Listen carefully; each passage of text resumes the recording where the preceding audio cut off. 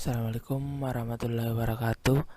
Em, Kali ini saya akan menjelaskan tentang hal yang berkaitan dengan komputer, yaitu yang pertama definisi komputer.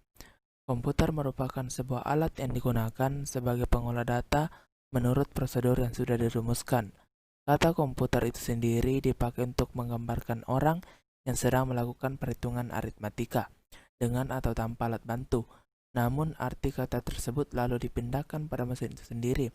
Awal mulanya, pengolahan informasi hampir eksklusif yang berhubungan dengan masalah aritmetika.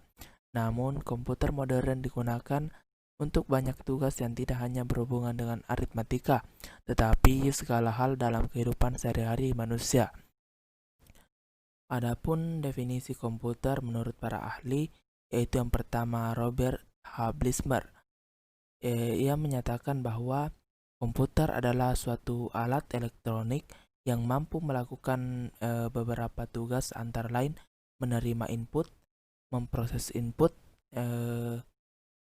sesuai dengan programnya, menyimpan perintah-perintah dan hasil dari pengolahan dan menyediakan output dalam bentuk informasi. Kemudian John J. Longkutoy berpendapat bahwa komputer adalah pemecah persoalan atau pengolah data yang dapat menghasilkan informasi yang diperlukan. Kemudian yang ketiga yaitu Fourie berpendapat bahwa komputer adalah suatu alat pemroses data yang mampu melakukan perhitungan dengan jumlah besar dengan cepat, termasuk operasi logika dan aritmatika tanpa manusia ikut campur di dalamnya. Kemudian sejarah komputer, yaitu yang pertama generasi tabung vakum pada tahun 1946 sampai 1959. Tahun 1946 ialah tahun dibuatnya komputer generasi pertama dengan menggunakan tabung vakum sebagai komponen dasar pembuatannya. Tabung yang sebagai komponen dasar ini memang dikenal tidak efisien di berbagai aspek, sebab komponen tersebut cepat sekali panas ketika dipakai. Selain itu, komponen ini memerlukan daya listrik sangat besar dalam pengoperasiannya. Bentuk program ENIAC memiliki ukuran sangat besar. Pada peletakan program ini saja memerlukan ruang seluas 500 meter persegi. ENIAC ini juga menggunakan 75.000 relay dan saklar, 18.000 tabung, 70.000 resistor, dan 10.000 kapasitor. Kemudian yang kedua yaitu generasi transistor pada tahun 1999 sampai 1965. Pada tahun tersebut, komponen untuk merancang komputer adalah teknologi transistor. Tabung vakum yang berfungsi sebagai komponen dasar di komputer generasi pertama telah tergantikan dengan teknologi transistor ini. Pada komponen ini dinilai jauh lebih efisien jika dibandingkan tabung vakum. Untuk bahasa pemrograman juga telah dikembangkan. Jika pada generasi pertama menggunakan bahasa mesin, untuk generasi kedua diganti menggunakan bahasa assembly dan simbolik. Dengan menggunakan bahasa pemrograman tersebut, programmer dapat memberikan instruksi dengan kata-kata. Pada komputer ini telah menggunakan operasi bahasa pemrograman tingkat tinggi, Fortran dan COBOL. Kapasitas memori utama menggunakan magnetic core storage, menggunakan simpanan eksternal seperti magnetic tape dan magnetic disk, mampu memproses secara real time dan juga real sharing. Ukuran fisik jauh lebih kecil dibanding komputer di generasi pertama. Kinerjanya juga tergolong lebih cepat, daya listrik yang dipakainya lebih kecil. Pemakaian program ini tidak lagi terpaku pada aplikasi bisnis, tapi juga pada aplikasi teknik. Kemudian generasi integrated circuit pada tahun 1965 sampai 1971. Generasi komputer ketiga ini dimulai pada tahun 1965, di mana pada masa itu komputer ini dibuat menggunakan ICS. Teknologi ini menggeser fungsi transistor sebagai komponen dasar komputer. Namun, transistor masih tetap digunakan, akan tapi ukurannya lebih diperkecil. Beberapa transistor yang berukuran kecil tersebut dimasukkan di IC bersama dengan resistor dan kapasitor. Komputer generasi ketiga ini menjadi komputer pertama yang dapat membuat operator berinteraksi menggunakan keyboard dan monitor dengan tampilan sistem operasi. Selain itu, komputer ini menghabiskan biaya yang lebih murah sehingga dapat dijangkau masyarakat umum. Kemudian generasi mikroprosesor yang dipakai sekarang ini. Komputer yang dipakai pada saat ini, di mana generasi keempat ini dibuat dengan menggunakan komponen dasar bernama mikroprosesor. Chip mikroprosesor memiliki ribuan transistor dan beberapa macam elemen sirkuit yang mana saling terhubung menjadi satu. Intel menjadi sebuah perusahaan yang paling berpengaruh terhadap perkembangan chip mikroprosesor ini, karena mereka berhasil menciptakan Intel 4004 yang merupakan cikal bakal perkembangan komputer. Perusahaan dari Intel berhasil menggantikan perangkat komputer yang memiliki ukuran yang besar menjadi sangat kecil sehingga membuatnya menjadi lebih efisien.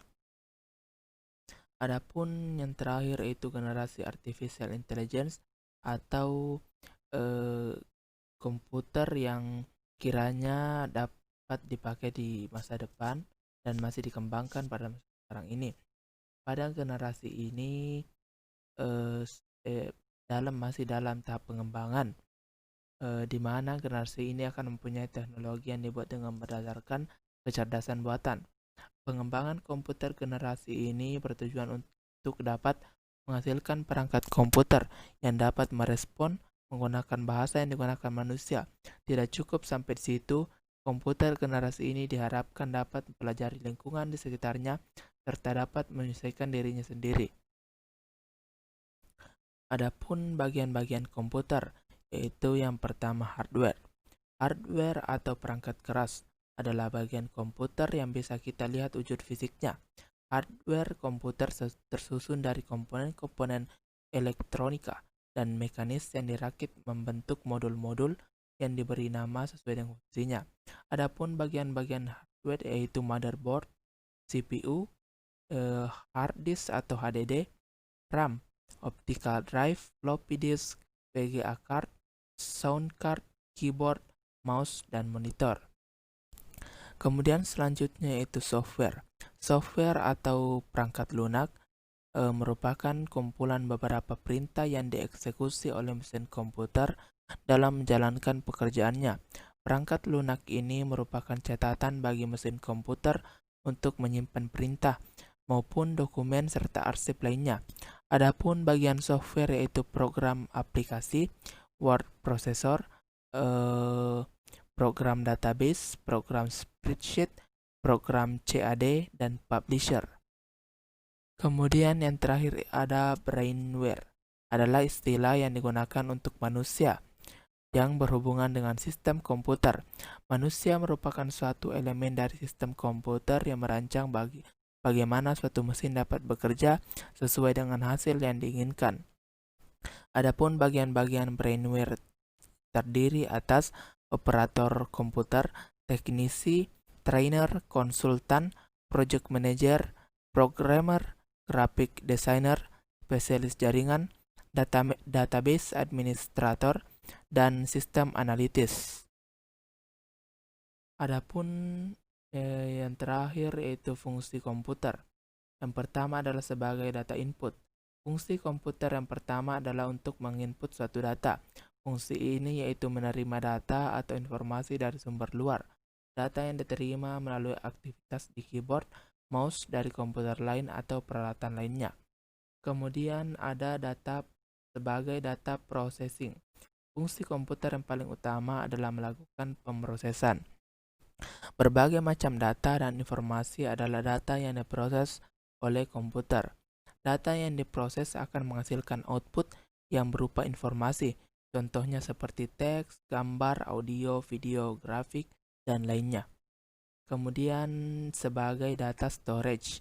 Fungsi data storage adalah sebagai tempat untuk menyimpan informasi. Penyimpanan yang dilakukan berbeda-beda tergantung bagaimana informasinya akan digunakan. Fungsi komputer ini memudahkan pengguna untuk menemukan data dan akan digunakan kembali. Data tersebut dapat disimpan dalam memori internal komputer maupun memori eksternal. Kemudian yang terakhir yaitu data output. Sebagai data output, yaitu data yang telah diproses dalam komputer, hasilnya akan tersedia untuk digunakan oleh pengguna atau perangkat lainnya dengan berbagai tujuan. Contoh dari data output yaitu sebagai file audio, hard copy ke kertas, dicetak sebagai 3D model, dan lain-lain. Sekian penjelasan dari saya. Assalamualaikum warahmatullahi wabarakatuh.